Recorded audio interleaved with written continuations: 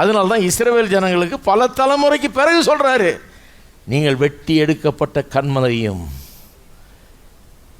எந்த துறவிலிருந்து உங்களை குழியிலிருந்து, துறவின் குழியிலிருந்து உங்களை தூக்கி எடுத்தன்ற அந்த குழியையும் நோக்கி பாருங்கன்றாரு. உனக்கு தெரியுமான்றாரு.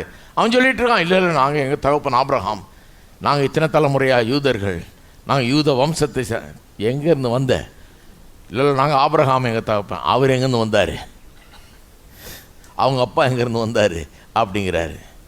அப்போ நீங்களும் நானும் யாராக இருந்தாலும், எத்தனை தலைமுறை கிறிஸ்தவர்களாக இருந்தாலும் நான் சொல்கிறேன், நாம் வெட்டி எடுக்கப்பட்ட கன்மலையை நோக்கி பார்க்க வேண்டும். அந்த துறவின் குழியை நோக்கி பார்க்க வேணும். அங்கேருந்தான் வந்தோம். நம்ம அறியாமை, தேவன் அறியாத நிலை, கர்த்தரை குறித்த அறிவில்லை என்கிற ஒரு நிலை, உணர்வில்லைங்கிற நிலை, ஒரு இருள், ஜீவனுள்ள மெய்யான தேவன் யார் என்று தெரியாமல் எப்படி எப்படியோ வணங்கி எப்படி எப்படியோ இருந்தோம். அப்படிப்பட்டவர்களை தேவன் தேடி வந்து நம்மளை ரட்சித்திருக்கிறார். அதுதான் இங்கே சொல்கிறது. அப்போ உங்களுக்கு நடந்திருக்காது? கர்த்தர் உங்களை சந்தித்திருக்கிறாரா? இப்படி ஒரு அனுபவம் ஏற்பட்டிருக்கா?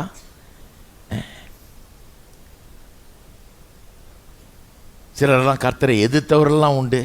பவுல் அப்போஸ்தலன் மாதிரி சபையை மூடுறதும், பிரசங்கியாரில் அடிக்கிறதும், கொல்றதும், இந்த மாதிரி வேலையில் தான் அவர் இருந்தார். அவரை கர்த்தர் ரட்சித்தார். எந்த கண்மலையிலேருந்து வெட்டி எடுத்துருக்கிறார் பாருங்க, அவரை கர்த்தர் ரட்சித்தார். அப்படிப்பட்ட ஆளுகள்லாம் இன்றைக்கி இருக்கிறாங்க. எப்படி இங்கே உட்காந்துட்டு இருக்கிறீங்க? இன்றைக்கி எப்படி இங்கே உட்காந்துட்டு இருக்கிறீங்கன்னா, அந்த இருளின் மத்தியிலே தேவன் உங்களுக்கு தரிசனமானார். எப்படி தரிசனமான எனக்கு தெரியாது. பேசினாரா, சொப்பனம் காமிச்சாரா, தரிசனம் காமிச்சாரா, அல்லது நீங்கள் இந்த காலத்தில் வாழ்ந்துட்டு இருக்கிறபடியால் எங்கேயோ போயிட்டு இருந்திருப்பீங்க. ஒரு மீட்டிங்கில் யாரோ பிரசங்கம் பண்ணுற சத்தம் கேட்டிருக்காங்க, நின்று இருப்பீங்க. எத்தனை பேர் இங்கே அப்படி இருக்காங்க தெரியுமா? இந்த தெரு வழியாக நடந்து போனவங்களாம் இங்கே உட்காந்துருக்காங்க. இன்றைக்கி இப்படி ஒரு அம்மா நடந்து போச்சு பாருங்கள். நடந்து போனோம்மா பாட்டை கேட்டு உள்ளே வந்துருச்சு. இப்படி போய் சுற்றிட்டு வரணும், சுற்றிட்டு உள்ளே வந்துருச்சு.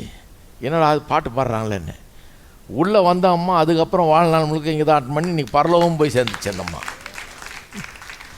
20 வருஷத்துக்கு மேலே கோயிலுக்கு வந்து அட்டன் பண்ணி சர்ச்சில் இருந்து ரயில்வேயில் வேலை செஞ்சாங்க. அந்த அம்மா ரிட்டையர் ஆகி இப்போ ஆண்டவர்கிட்டையும் போய் சேர்ந்துருக்கிறாங்க. இந்த எத்தனையோ பேர் இப்படி போனவங்கெல்லாம் இங்கே உள்ளே வந்து ரட்சிக்கப்பட்டிருக்கிறாங்க.